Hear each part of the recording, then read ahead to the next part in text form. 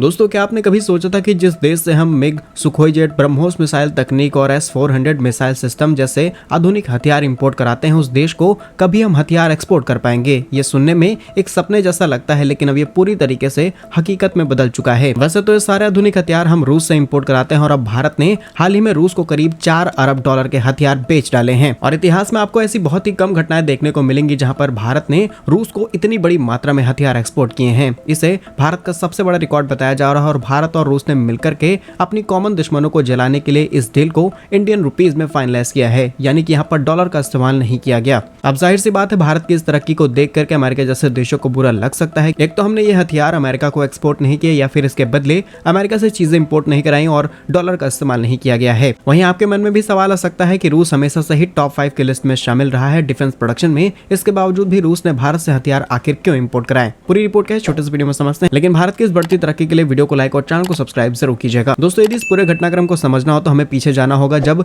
रूस और यूक्रेन के बीच में युद्ध शुरू होता है। यूक्रेन पर रूस द्वारा किए गए हमले के तुरंत बाद ही अमेरिका और तमाम यूरोपीय देशों की तरफ से रूस पर प्रतिबंध लगाए जाते हैं और अब तक 16,000 से भी ज्यादा अलग अलग कंपनियों ने अपने प्रतिबंध रूस के ऊपर इंपोज कर दिए हैं, जिसके कारण रूस के पास अमेरिका और यूरोप के मार्केट का एक्सेस नहीं था, जिसके कारण रूस अपना कच्चा तेल भारत में एक्सपोर्ट करना शुरू करता है। लेकिन इससे भारत पर भी खतरा था, क्योंकि अमेरिका सहित कई यूरोपीय देश भारत को भी धमकाने की कोशिश करते हैं कि हम रूस की फाइनेंशियल सपोर्ट कर रहे हैं और रूस से हम कच्चा तेल खरीदना बंद कर दें। इसके बावजूद भी भारत ने सभी चीजों को इग्नोर करते हुए रूस से भारी मात्रा में तेल खरीदा और ऐसा हमारे विदेश मंत्री एस जयशंकर जी बताते हैं कि अगर हम रूस से कच्चा तेल न खरीदते तो उस समय ऑयल के प्राइस बहुत ज्यादा बढ़ जाते और इसकी मार आम भारतीयों को झेलनी पड़ती। लेकिन भारत ने सही समय पर सही फैसला लेते हुए न सिर्फ जियोपॉलिटिकली बड़ा गेम खेला है, बल्कि भारत की भी रक्षा की है। लेकिन उसी समय भारत और रूस के बीच में की जा रही इस डील में एक बड़ा गेम भी खेला जा रहा था, क्योंकि भारत जो चीजें रूस से इंपोर्ट करा रहा था, इसकी पेमेंट इंडियन रुपीस में की जा रही थी। इसके कारण रूस के पास करीब 40 बिलियन इंडियन रुपीस कलेक्ट हो गए और रूस ने सवाल खड़ा किया कि अब हम भारत से ज्यादा चीजें इंपोर्ट नहीं कराते हैं तो कैसे